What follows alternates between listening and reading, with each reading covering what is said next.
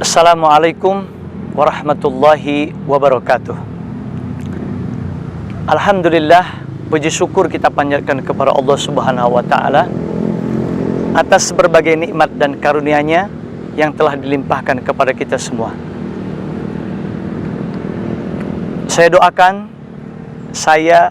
kita semua dimanapun kaum muslimin dan muslimat berada, semoga Allah memberikan kesehatan kepada kita semua, melancarkan segala urusan kita, dan memberikan solusi di setiap permasalahan yang kita hadapi.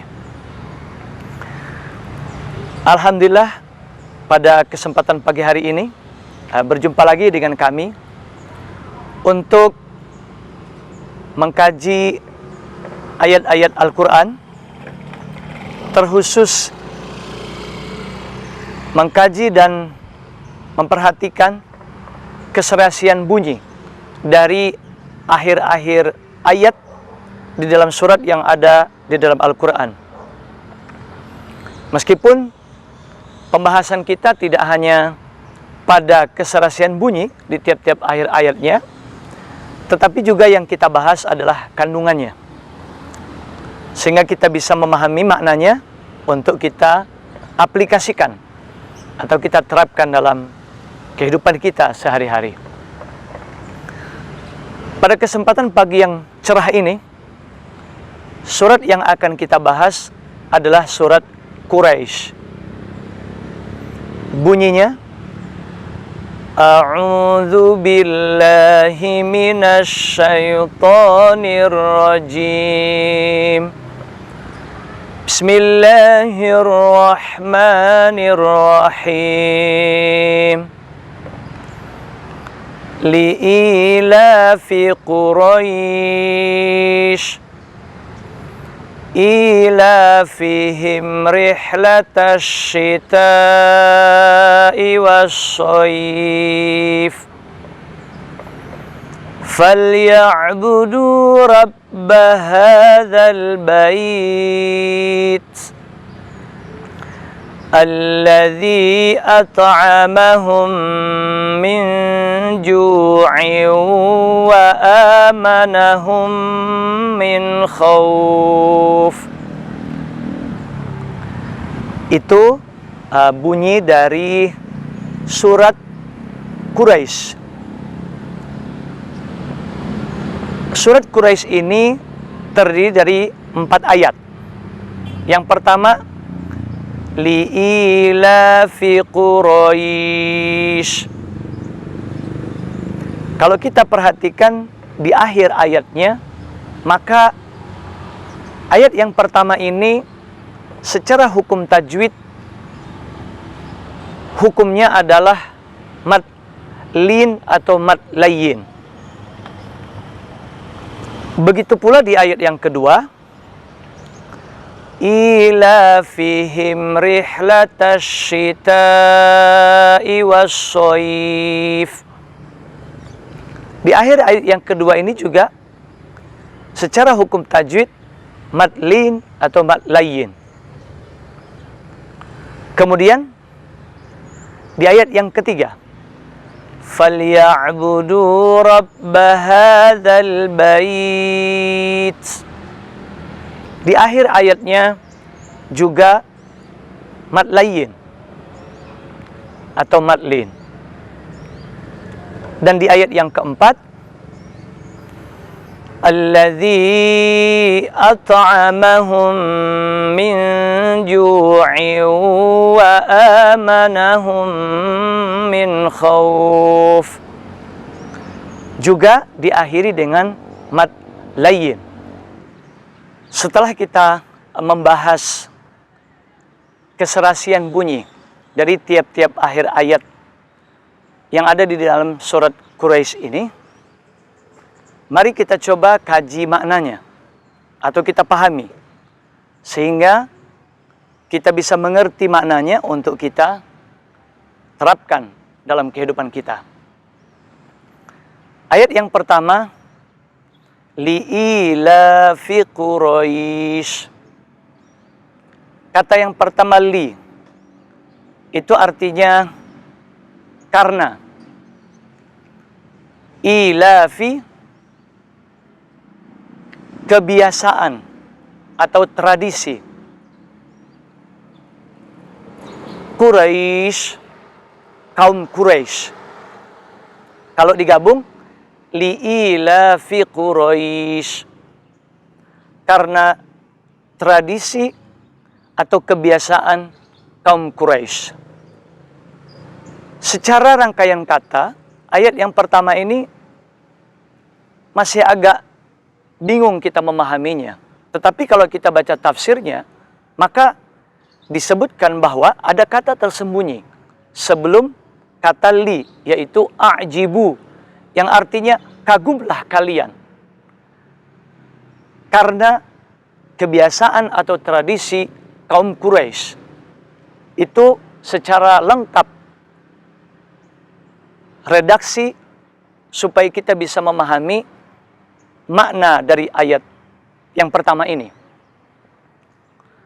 Jadi kepada kita pembaca, Allah perintahkan untuk merasa kagum terhadap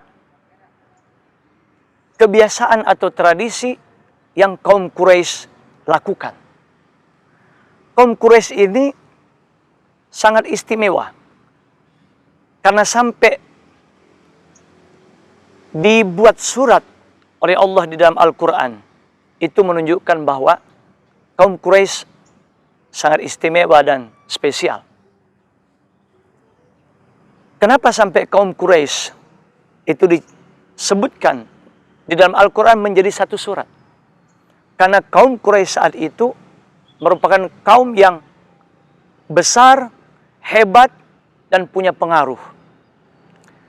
Nabi Muhammad SAW merupakan salah satu dari keturunan kaum Quraisy. Makanya Allah abadikan kaum Quraisy di dalam Al-Quran. Nah, kemudian ayat yang kedua, ila fihim rihlatash syita'i was-shaif. Apa kebiasaan dan tradisi kaum Quraisy yang Allah perintahkan kita untuk kagum terhadapnya? Kebiasaan mereka adalah rihlatash syita. Jadi ila fihim, kebiasaan mereka rihlatash syita, melakukan perjalanan asyita pada waktu musim dingin, was-shaif, dan juga musim panas. Jadi di dalam setahun kaum Quraisy mengadakan 2 kali perjalanan, yaitu pada musim dingin asyita dan juga musim panas. Mereka melakukan perjalanan menyesuaikan dengan musim yang menjadi negeri tempat tujuan mereka. Kalau negeri di tempat tujuan mereka itu negeri yang panas, maka mereka menunggu musim dingin supaya tidak merasakan kepanasan. Begitu pula kalau negeri tempat tujuan mereka bersuhu dingin, maka mereka menunggu musim panas supaya tidak kedinginan. Begitulah kebiasaan kaum Quraisy. Dalam melakukan perjalanan, mereka menyesuaikan kondisi, situasi, cuaca di negeri tempat tujuan mereka. Perjalanan yang kaum Quraisy lakukan untuk apa? Mereka berdagang, mencari rezeki dari tempat mereka berada atau negeri mereka berada di Mekah ke negeri lain untuk mendapatkan rezeki. Jadi itulah keunikan dari kaum Quraisy. Mereka gigih, mereka bersemangat untuk mencari rezeki, tidak hanya menunggu di negeri tempat mereka berada, tetapi bahkan mereka sampai ke negeri lain untuk mencari rezeki. Semangat inilah yang patut kita tiru dalam mencari rezeki Allah. Kita nggak boleh statis, nggak boleh diem, nggak boleh berpangku tangan untuk mencari rezeki Allah. Bahkan kita harus keluar rumah, keluar negeri dari tempat kita berada untuk mencari rezeki Allah. Dan di dalam perjalanan mereka, dari satu tempat ke tempat lain, dari satu negeri ke negeri lain, Allah lindungi mereka. Itulah bentuk dari nikmat Allah kepada kaum Quraisy. Allah jaga keamanan mereka dalam perjalanan, sehingga mereka pulang dalam keadaan selamat, membawa rizki dari negeri yang mereka tuju. Kemudian kita masuk ayat yang ketiga. Falya'budu rabb hadzal bait. Falya'budu itu 3 kata. Yang pertama fa artinya maka, lam sukun itu artinya hendaklah. Ya'budu mereka menyembah. Jadi falya'budu sudah 3 kata, maka hendaklah mereka menyembah. Rabb hadzal bait. Rabb Tuhan atau pemilik. Hadzal bait, rumah ini. Yang dimaksud rumah itu adalah Ka'bah. Nah, diperjelas lagi nikmat Allah di ayat yang keempat. Sehingga dari penjelasan nikmat itu sudah sepantasnya mereka menyembah Tuhan pemilik rumah ini, yaitu Ka'bah. Apa nikmat Allah? Di ayat yang keempat, nikmat Allah itu adalah alladzi at'amahum min ju'i wa amanahum min khauf. Allah tidak menyebutkan secara langsung dirinya Allah, tetapi diwakilkan oleh kata Rabb hadzal bait, pemilik rumah ini, yaitu Ka'bah. Dan kaum Quraisy tahu bahwa pemilik Ka'bah adalah Allah. Kenapa Allah perintahkan kaum Quraisy untuk menyembah pemilik rumah ini atau Ka'bah? Karena Allah telah memberikan banyak nikmat kepada kaum Quraisy. Terkhusus Mekah dengan adanya Ka'bah, tempat ibadah, merupakan suatu kehormatan bagi kaum Quraisy.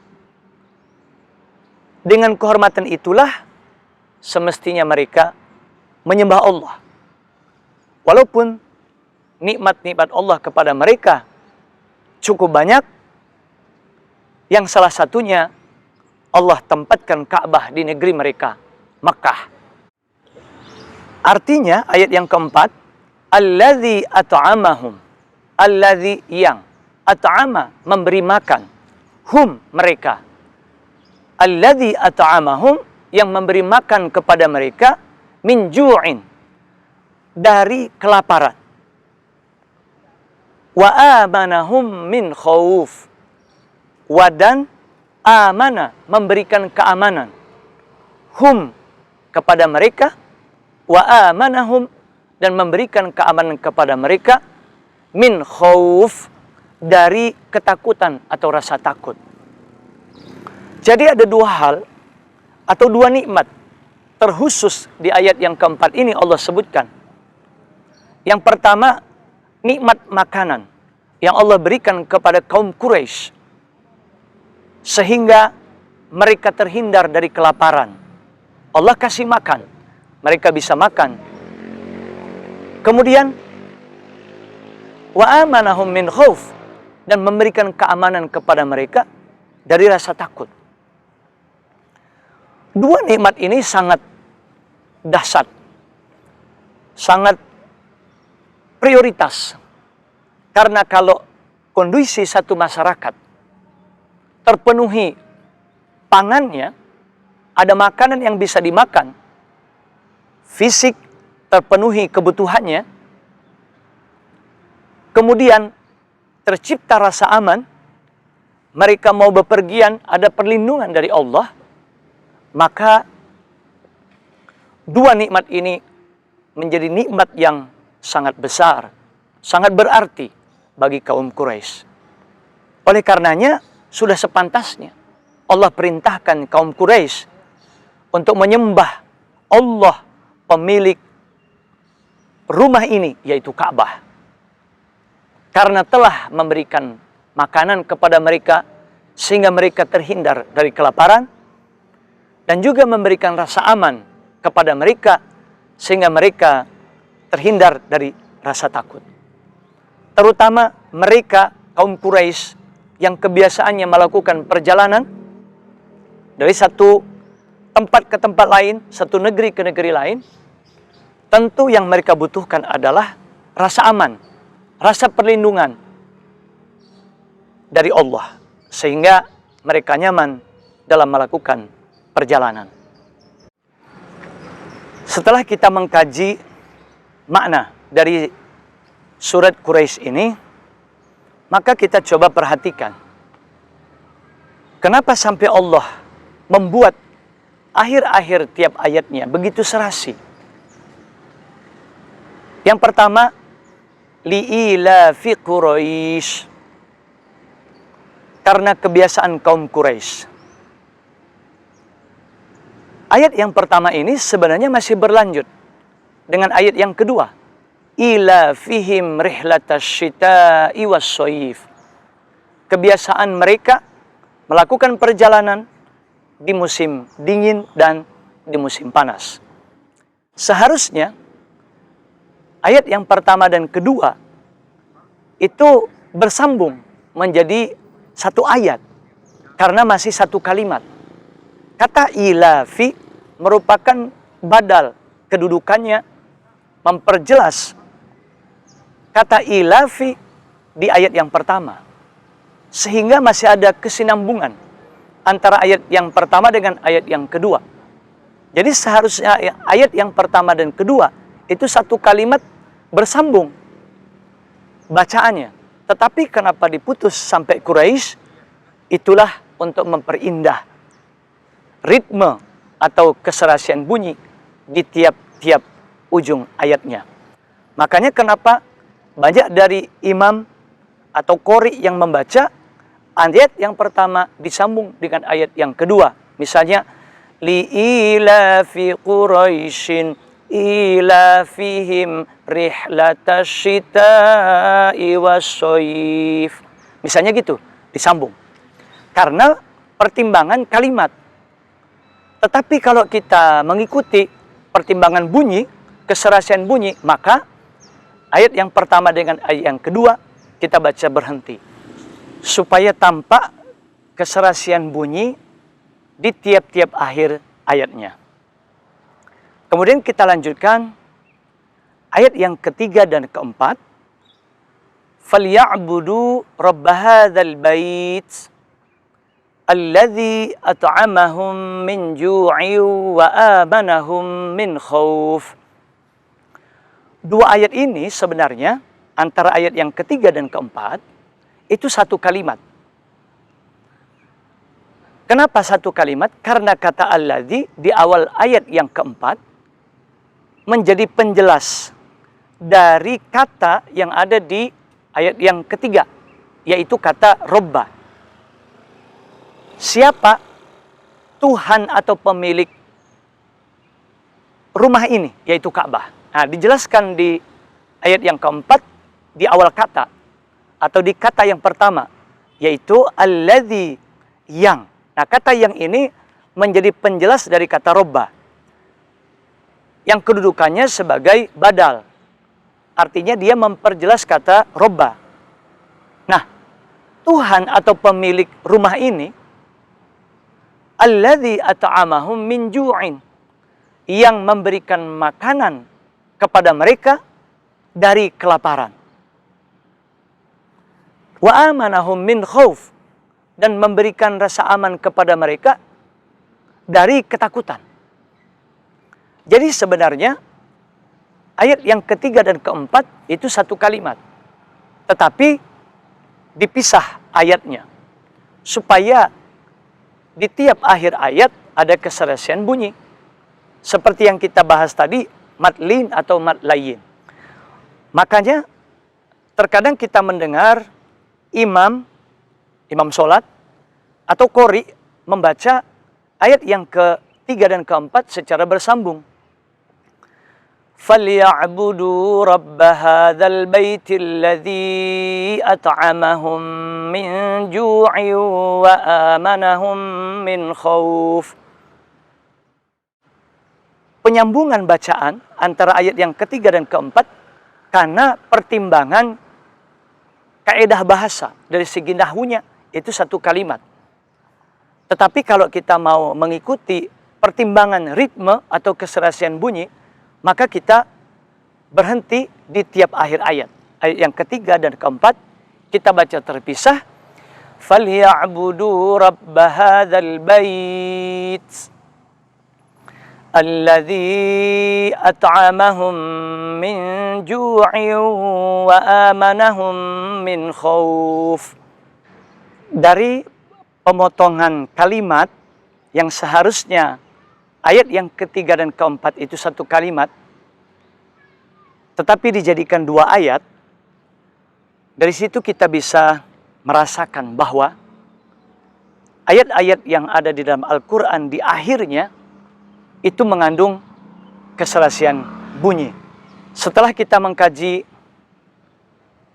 makna dari ayat-ayat yang ada di dalam surat Quraisy ini, sekaligus kita kaji juga keindahan, keserasian bunyi di akhir-akhir ayatnya yang begitu indah, yang begitu serasi kita dengar. Mudah-mudahan kajian pada pagi hari ini membahas surat Quraisy, baik dari keserasian bunyi di tiap-tiap akhir ayatnya, maupun dari segi kandungan maknanya, menambah kecintaan kita kepada Al-Quran. Kita jadikan Al-Quran bacaan kita sehari-hari. Lalu kita terus mengkaji maknanya, supaya kita lebih paham, sehingga Al-Quran betul-betul jadi imam bagi kita dalam kehidupan ini, dan harapannya kelak, di kubur, di akhirat, menjadi syafaat bagi kita, untuk menolong kita dalam menghadapi kehidupan sesudah kehidupan di dunia ini. Terima kasih atas perhatiannya. Mudah-mudahan bermanfaat. Mohon maaf kalau ada kekurangannya. Billahi taufiq wal hidayah. Wassalamualaikum warahmatullahi wabarakatuh.